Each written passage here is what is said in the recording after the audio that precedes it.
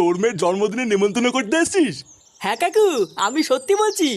আরে বাইরে বসে কি সব কথা বলবি নাকি? আয় আয়, ঘরে আয়, ঘরে আয়।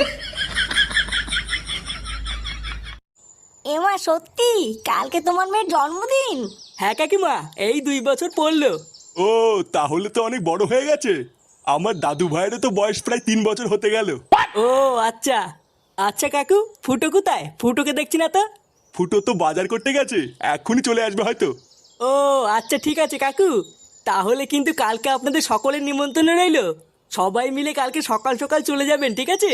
হ্যাঁ হ্যাঁ, ও নিয়ে তুই চাপ নিস না, কালকে আমরা সবাই মিলে চলে যাব। আচ্ছা কাকু, তাহলে আমি এখন আসি।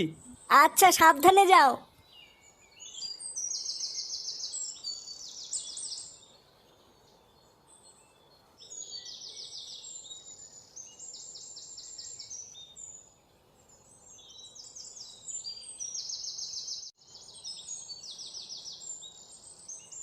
এ কি রে বড়া, এদিকে কোথায় গেছিলি?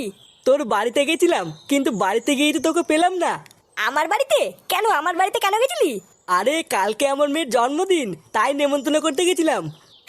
কি বলছিস কি বড়া? হ্যাঁ, কালকে তোর মেয়ের জন্মদিন? হ্যাঁ, কালকে আমার মেয়ের জন্মদিন, তোদের কিন্তু সবার নেমন্তন্ন থাকলো। আরে হ্যাঁ হ্যাঁ, এইসব আবার বড় লাগে নাকি? নেমন্ত্রণ না করলে চলে যেতাম। আচ্ছা ঠিক আছে, তুই এখন বাড়ি যা। সন্ধ্যাবেলায় ক্লাবে এসে একটু দেখা করিস, অনেক কাজ পড়ে আছে। আচ্ছা আচ্ছা, ঠিক আছে ঠিক আছে।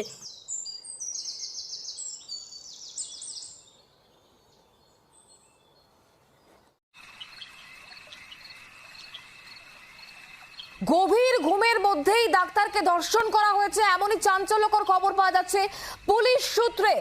রাত 12:30টায় একসঙ্গে সব ডাক্তারদের ডিনার এবং ফুল ডেলিভারি সংস্থা থেকে খাবার আসে এবং তারপরে কিন্তু গভীর ঘুমের মধ্যে ধর্ষণ করা হয়েছে, এমনটাই তথ্য পাওয়া যাচ্ছে বলেই খবর পাওয়া যাচ্ছে।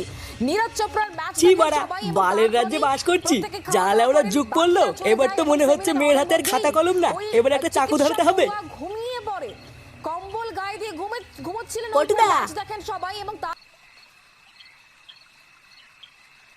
কি রে বড়া, সন্ধ্যাবেলায় আমাদেরকে আসতে বলেছিলি কেন?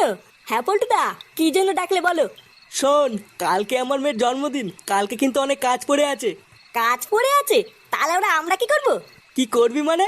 চোদনা আমার হাতে হাতে সব কাজগুলো করে দিবি, না হলে আমি একা একা পারবো না।